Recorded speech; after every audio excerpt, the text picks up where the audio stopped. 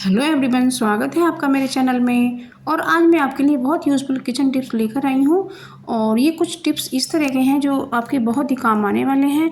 तो फ्रेंड्स, आजकल समर का सीज़न है, तो इसमें मैंने दही को हमें कैसे जमाना है जिससे हमारा दही खट्टा ना हो। तो मैंने दूध बिल्कुल ठंडा लिया है, तो ठंडा रूम टेम्परेचर वाला लेना है। और इसमें बहुत ही कम जामन लगाना है। जैसे एक लोटे में हमने केवल 2 बूंद ही जामन डाला है। तो आप देखेंगे फ्रेंड, ये दही बहुत ही अच्छा मीठा बनेगा, खट्टा बिल्कुल भी नहीं होगा। तो आप समर के सीज़न में इसी तरीके से दही को जमाइएगा तो आपका दही खट्टा नहीं होगा और मीठा मीठा ताज़ा दही बनेगा। तो उम्मीद करती हूँ ये टिप आपको ज़रूर से पसंद आई होगी। अब देख लेते हैं अगली टिप। तो ये जो लौकी हम पीलर से पील करते हैं, तो ये हमें बिल्कुल भी नहीं करना है, क्योंकि इसमें जो बेनिफिट होते हैं वो सब निकल जाते हैं और हमें कब्ज़ की समस्या होने लगती है। तो हमें चाकू से इस तरह से रगड़ के छिलका उतारना है, जिससे इसके जो पोषक तत्व हैं वो इसमें रह सकें और इसका पूरा पूरा फ़ायदा हमें मिल सके। तो इसी तरीके से आप इसे छीलिएगा फ्रेंड्स, क्योंकि लौकी जो होती है बहुत पौष्टिक होती है, ये खून बनाने की मशीन होती है। तो इसकी सब्ज़ी आप ज़रूर से बनाइएगा, हो सके तो आप इसकी खीर भी बनाकर खा सकते हैं। तो फ्रेंड्स, बस इसी तरह से हमने अब लौकी को चॉप कर लिया है, क्योंकि हम पाव भाजी में डालने वाले हैं। और पाव भाजी में आप बैंगन भी ज़रूर से डालिएगा फ्रेंड्स, क्योंकि बैंगन से पाव भाजी में टेस्ट आता है। और हमें ताज़ा और बिल्कुल फ्रेश बैंगन ही लेना है। तो इसी तरीके से हम बैंगन को ऊपर से काट लेते हैं। और बैंगन को हल्का सा कट लगा कर ही हमें देखना है, क्योंकि बैंगन जो होता है उसके अंदर कीड़े हो सकते हैं और वो कट सकते हैं, इसलिए। और लेते समय हमें ध्यान रखना है, बैंगन हल्का और सॉफ्ट होना चाहिए, तो बैंगन बहुत अच्छा निकलता है, नहीं तो उसमें बीज भी निकल आते हैं। तो चलिए अब नेक्स्ट टिप भी हम देख लेते हैं। और ये जो वाटरमेलन होता है, ये ठंडा होता है और ये हमें ठंडक प्रदान करता है। आप इसका सेवन ज़रूर से कीजिएगा, क्योंकि ये हमारे शरीर में पानी की कमी बिल्कुल भी नहीं होने देता है। तो फ्रेंड्स, हमें ये फ्रूट काट करके फ्रिज में रख देना चाहिए और हमें 10 मिनट के बाद ही खाना चाहिए, क्योंकि ये ठंडा होकर के हमें बहुत ही ताज़गी देता है और फ्रेश होता है। और इसे हमारे बच्चे भी बड़े शौक से खाते हैं। और जब आप इसे खाएं तो इसमें जो ब्लैक सॉल्ट होता है उसे थोड़ा सा ज़रूर से बुरक कर खाइएगा, तो ये हमें फिर हैजा होने से बचाता है। तो नमक से ये अच्छा और इसका टेस्ट बढ़ जाता है। और एक बात ध्यान रखने योग्य है कि इसको खाने के बाद हमें पानी बिल्कुल भी नहीं पीना है, क्योंकि इससे हमें हैजा हो सकता है। तो अब बारी आती है तरबूज के छिलकों की। तो फ्रेंड्स, इनको भी हमें बिल्कुल नहीं फेंकना है, ये बहुत ही यूज़फुल हो सकते हैं, क्योंकि इनकी सब्ज़ी भी बनाई जाती है। इन्हें काट कर और इसमें आलू डालकर आप आलू गोभी जैसी सब्ज़ी बना सकते हैं।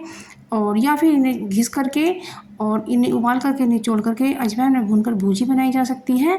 तो अब अगली ट्रिक है, ये जो छिलके होते हैं लौकी के, तो इस डंठल को हमें, जब हमारे पैरों में आजकल जलन होती है, तो तलवों में हमें इसे मलना है। इससे हमारे पैरों की जलन शांत हो जाती है।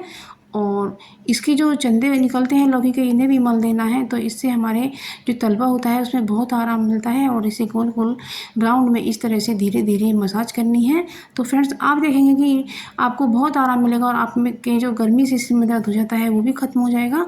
और इसके छिलकों को भी लगा सकते हैं। अब अगली ट्रिक आती है आटे को लेकर।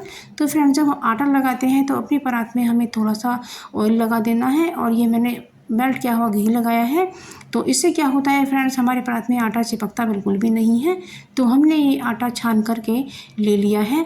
आटे को बिना छाने हमें बिल्कुल भी नहीं बनाना चाहिए, क्योंकि आटा हमारा सेव करा हुआ रखा रहता है और उसमें कोई भी कीड़ा चढ़ सकता है। और इसमें हमें नमक ज़रूर से ऐड करना है, क्योंकि नमक हमें खाना पचाने में सहायता करता है। तो अब इसमें थोड़ा थोड़ा पानी डाल करके हम इसे बना लेते हैं आटे को। तो इसी तरीके से फ्रेंड्स हमें करते जाना है।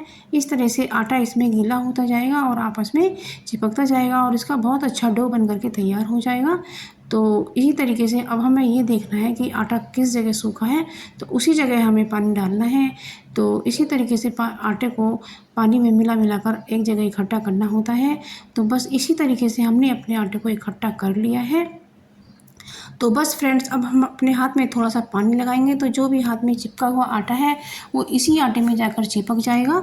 तो इस तरह से फ्रेंड्स आप कीजिएगा। और जो आटा हाथ में लग जाता है वो आपको बिल्कुल भी ख़राब नहीं करना पड़ेगा, वो इसी आटे में चिपक जाएगा। और जो परात में भी आटा लग जाता है वो भी सब छूटकर इसी में लग जाएगा, तो आपका ज़रा सा भी आटा ख़राब नहीं जाएगा। अब इस आटे को हम थोड़ी देर के लिए रेस्ट पर छोड़ देते हैं और इसमें हमने हल्का सा पानी भी लगाया है और ढक दिया है।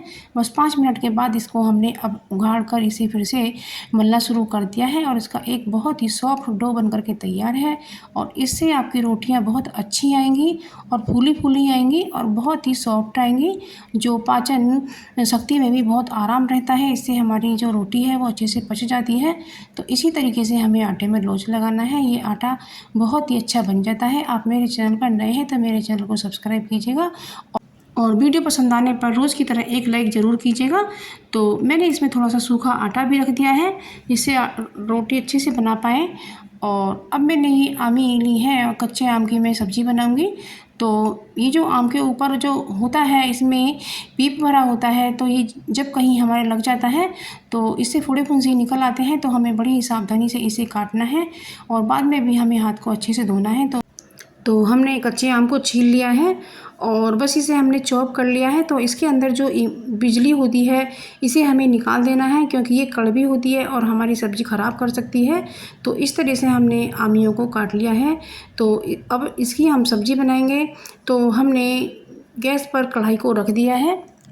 तो फ्रेंड्स, आप मेरे चैनल पर नए हैं तो मेरे चैनल को सब्सक्राइब कर लीजिएगा और मेरी वीडियो को लाइक शेयर कमेंट कीजिएगा।